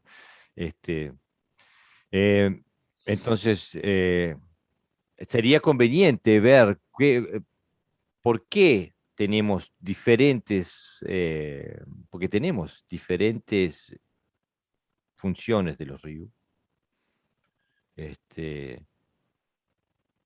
porque se buscan diferentes cosas, me imagino, a través de los Ryu, eh, eh, que apuntan a otra cosa, no apuntan a la búsqueda del ti. No, no, supongo yo que no. A ver, tenemos un problema enorme que es que seguimos hablando de que existe, que el karate es un iceberg, seguimos diciendo que lo profundo está abajo, pero seguimos mirando la punta del iceberg. Mm. ¿Por qué? Porque es un tema de comodidad. ¿Para qué me voy a preocupar en esto no existe búsqueda? El karate, si el karate no es una búsqueda, estamos jodidos. Como cualquier cosa. Si un médico se queda con lo que aprendió cuando salió de la facultad, está jodido. Y si un Claro, carpintero no le pone espíritu a lo que aprendió en su escuela de oficios, no le pone de él, está jodido. Y así va todo. El karate está jodido porque la gente no investiga nada, no mira nada. Y no estoy hablando del que recién empieza, no estoy hablando del estudiante, estoy hablando del que, el que oficia como guía. mm. Y Tenemos yo, un problema de guías. La gente, el karate hoy por hoy tiene un problema de guías, tiene muchos coach. claro, y yo estoy completamente de acuerdo, Sensei, pero también sé por qué la gente no busca. La gente no busca porque está absolutamente convencida de que ha recibido un producto terminado. No hay que ir a buscar porque ya está todo ahí. Y si yo no lo tengo es porque no lo encontré aquí, ahí dentro. Entonces, la gente no busca porque está convencida de que ya No, no hay pero necesidad de buscar. es una contradicción. O sea, yo no busco fuera de mi Ryu, ni tampoco busco fuera de mi Ryuja. Mejor dicho, no busco fuera de mi Ryuja porque entiendo de que mi Ryuja eh, tiene todo lo que necesito para entender el Ryu y seguir el cauce. Pero dentro de mi Ryuja busco todo porque sé que ahí está todo, o por lo menos todo lo que a mí me interesa, está ahí adentro. Y que si yo no lo sé ver, es porque todavía no buceé más. Es decir, el gran problema acá es la diversificación. Yo digo que hago tal cosa, pero a su vez estoy buscando más. Estoy buscando más, pero no dentro de lo que hago, fuera de lo que hago. Es como que yo estoy transitando el río Uruguay, pero estoy mirando el río Negro. Mm. Digo, para los que no saben lo que es el río Uruguay, el río Negro, uno así cruza de esta manera el Uruguay, el país Uruguay, y el otro lo corta al medio. Mm. Entonces, si yo primero tengo que entender qué cosas componen mi río, qué hay en mi río. Y acá hablo, parece que son lo mismo, río y río. No. ¿Tá? O sea, si yo no entiendo la orografía por la cual transcurre mi río, me estoy metiendo, es como que yo entro en el Amazonas y nunca vi ningún mapa del Amazonas, del río Amazonas. Es como que me voy a caer en un delta, me voy a meter, ¿a dónde voy? El Estás- río, el río, ahora voy al río, si no tiene un estudio de lo que está dentro, ¿cómo voy a poder saber hacia dónde voy? Claro, pero el tema es que justamente lo que se ha diversificado también con los Ryu es lo que buscan. Digo, desde mi experiencia personal, el Wado Ryu nunca se le ocurriría buscar el ti, ni se les pasa, no existe el ti en el Ahí va, universo. ¿por qué? Porque el problema está en el alumno o en el maestro. Está en los dos, digo, No, no, pero no, el no está en alumno los no dos. puede saber Ok, si si no lo recibe del maestro, ¿no? exactamente. Entonces, el problema está en el maestro. El maestro se conforma con lo que ya tiene y lo enseña así, o el maestro debería seguir preocupándose independientemente de que siga enseñando. No, sí, pero Porque si no existe, si no existe, si yo me conformo con lo que sé y enseño lo que sé, estoy castrando a mis alumnos. es completamente de acuerdo, pero a lo que yo voy es que el río, el caudal que estoy Ajá. siguiendo dentro del Wado Río, no busca el ti. No busca desembocar en el océano del ti. ¿Y Incluso tú? ¿Y tú personalmente? yo personalmente como karateca, no necesariamente. O sea, el karate siempre fue profundamente ecléctico y el ti fue profundamente ecléctico y se nutrió de China y de distintos. Y yo sigo, sigo con esa filosofía.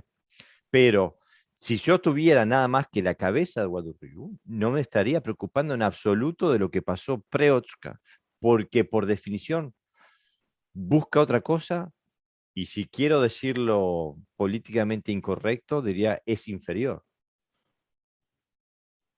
Desde la, desde la, no, yo personalmente no creo que sea inferior, pero desde la óptica del que está simplemente imbuido en su Ryu, en este caso el Wado Ryu, lo que está afuera es inferior, por definición. Este, para mí no, porque yo he visto un montón de cosas afuera que dije, que han dado respuesta a, a cosas que a mí me faltaban. Entonces digo, y por eso hablaba yo anteriormente con Pepe Sensei de que desde esta perspectiva del Ryu, que digo que es distinta a la que a la que trabajas tú, Sensei, Sí, puede ser. llega un momento que el Ryu, A ver, esto no es un tema de crítica, ¿eh? Y para nada, ni a nadie, a nadie, a nadie. Yo creo que es un tema de búsqueda personal. O sea, como en todas las órdenes de la vida, tú vas a encontrar lo que busques, mm, o por lo menos vas a intentar encontrar lo que buscas. Eh, lo podés hacer de mil maneras diferentes. No creo que exista la, la llave, no creo que exista una única llave, no creo que exista un único método. En mi caso personal, ya te dije, yo definí mi búsqueda porque quiero entender qué había en la cabeza de los que empezaron a sistematizar esto. No lo voy a lograr, yo sé que no lo voy a lograr, pero no voy a dejar de intentarlo. no. ¿Está? Es decir, no lo voy a lograr porque vivo en otro tiempo, porque tengo otra información, porque tengo otra formación y porque tengo otras necesidades que todo, por eso dijimos que antropológicamente uno no puede desprender la antropología de la historia, No. porque es la que nos va a decir el entorno en el cual se desarrolló la historia. Y aparte porque la etapa histórica que nos separa de estos sensei ha sido tan turbulenta que se ha Porque perdido. lo que pasa es que la historia de la humanidad ha sido turbulenta, sobre todo en los últimos 150 años, 100 años. Claro, claro. Ah, Y entre la guerra, la muerte, el hambre, digo, todo lo que ha pasado. exactamente. Pero entonces tampoco puedo decir, entonces no busco más porque como no lo voy a encontrar, no lo dejo de buscar. No, porque entiendo que en la búsqueda está el enriquecimiento, ¿no? O sea, yo me enriquezco a través de la búsqueda. Ahora, el tema es dónde hago la búsqueda, porque es tan amplio el panorama que la diáspora me puede llevar a cualquier lado. Por lo tanto, angulé mi búsqueda. En Y primer lugar, que creo. entiendo que estoy en un río. Mm, En segundo lugar, entiendo que estoy en un barco dentro del río. O mm. sea que no voy nadando, ni tampoco estoy en una orilla. Sigo el cauce del río, pero lo sigo en un barco. Entonces, ¿eso me va a llevar a algún lado? Probablemente sí me va a llevar a algún lado. El tema es cuando me estanco. Pero pienso que esto es significativo de lo que está pasando en el mundo del karate, que el karate ha evolucionado a no ser un karate, a ser miles, tener miles de formas de expresión y que buscan miles de cosas distintas. Ese es el gran tema. Sí, por eso. Eh, A ver, ¿quién tiene la verdad? y no, incluso, aunque pudiéramos patentar la verdad, igual habría miles de patentes, porque eh, lo que, lo que, eh, porque lo que busca como tú lo dijiste, Sensei, lo que busques te va a llevar a un lugar. Por ¿Dónde eso lo busques? mismo, a partir de ahora, cuando empecemos a analizar o a mirar, porque analizar sería una palabra muy, muy jodida, porque no creo que ni tú ni yo ni tengamos la suficiente capacidad para poder analizar fríamente un sistema o a quién lo creó, pero por lo menos a visualizar las diferencias existentes entre una forma y otra, y ahí vamos a ver los objetivos que cada maestro tuvo al momento de crear un sistema, ¿no? Y vamos a llegar también a conclusiones que no existe ninguna, que simplemente están porque quiero que mi nombre figure por encima del sistema. Claro. Entonces, y yo creo que nadie se tiene que sentir ofendido por eso, porque no vamos a juzgar, vamos a poner las cartas sobre la mesa, sobre distintos sistemas, y que cada uno después tome o no tome lo que quiera de lo que digamos, ¿no? O sea, no juzgar no quiere decir no decir. Yo puedo decir muchas cosas de la batalla de las piedras y no estoy juzgando si la ganó Artigas o si la perdieron los españoles. Digo, yo pongo cómo se desarrolló. ¿Cómo se Bueno, desarrolló? Y bueno, de esta yo, manera. yo propongo así, digo, yo tengo una posición personal y tengo derecho a expresarla. Y lo que sí invito al oyente que tenga ganas, que es entrar en la página del podcast y dejar su posición en audio y la paso por aquí. Digo, no hay ningún problema. Al contrario, invito a todo el mundo que tenga ganas de dejar su voz, que deje el mensaje en audio y lo pasamos. Ahora, Aparte, Sensei. aparte de otra cosa, esto creo que tenemos también. Hay sistemas que son mucho más físicos, hay otros que son menos físicos, hay sistemas que son mucho más teórico. El karate no debería ser tan teórico, ¿no? El karate es práctico fundamentalmente. Pero bueno, hay sistemas que son básicamente teóricos. eh, y ya vamos a ver por qué digo que son básicamente teóricos. Eh, no es mi idea, para mí el karate es práctico 100%, y la teoría debe estar basada en la práctica, no la práctica en la teoría, ¿no? Es decir, yo practico una cosa y entonces desarrollo una teoría a partir de esa práctica, y si la teoría me demuestra que mi práctica está errada porque después tengo que hacer el trabajo de prueba y error, entonces tendré que ir transformando eso. Pero es decir, siempre desde todo lo que hagamos está basado en una amplitud de cabeza, una amplitud de mente. No hay un ataque hacia nada ni a nadie No, en no. lo personal, que nadie lo vaya a interpretar así. Simplemente somos personas que tenemos una vivencia y una experiencia y que transitamos por algo que se llama karate y, Exactamente. y, y que intentamos que a su vez otros que no tienen por años, no tienen esa vivencia ni experiencia, por lo menos empiecen a tener asideros a través de los cuales poder ir desarrollándose. Y eso que acabas de decir es la definición exacta de el fin de este podcast, de la misión de este podcast. Generar un asidero donde alguien pueda pegar el manotazo y agarrarse y poder eh, seguir creciendo. Sensei, ya vamos por las 2 horas. Bueno, ¿Qué te para mí se me parece? pasan rapidísimo, pero ¿Qué te digo, parece si seguimos en el próximo episodio? bueno, lo que vamos a desarrollar vamos a ver por qué empezamos, ¿no? O sea, vamos a, no sé, creo que podremos determinar en estos días por qué sistema o estilo empezamos, o por lo menos uno o dos o tres, si nos dan los tiempos, así vamos viendo distintas visiones, ¿no? Perfecto, Sensei. Hasta la Y próxima, entonces. entonces, bueno, muchísimas gracias. Yo la verdad que me siento en casa, ¿Estás? estoy en casa, pero me siento en casa en el entorno. Estás. Y, y, y siempre es bueno porque a veces decimos cosas sin escucharnos, y yo cada vez que hablo trato de escucharme de lo que estoy diciendo para ver si estoy en sintonía, mis palabras y mis sentimientos están en la misma línea, ¿no? Porque lo peor que puede pasar es decir lo que uno no siente, ¿no? Exactamente, Sensei. Hay que ser sincero, hay que ser respetuoso, hay que ser bien educado y amable, pero se tiene derecho a tener un sentimiento y una palabra. Y eso es lo que apuntamos. Sensei, Un seguimos en la abrazo, próxima. Un abrazo, dale, gambate kudasai. Gambate Kudasai.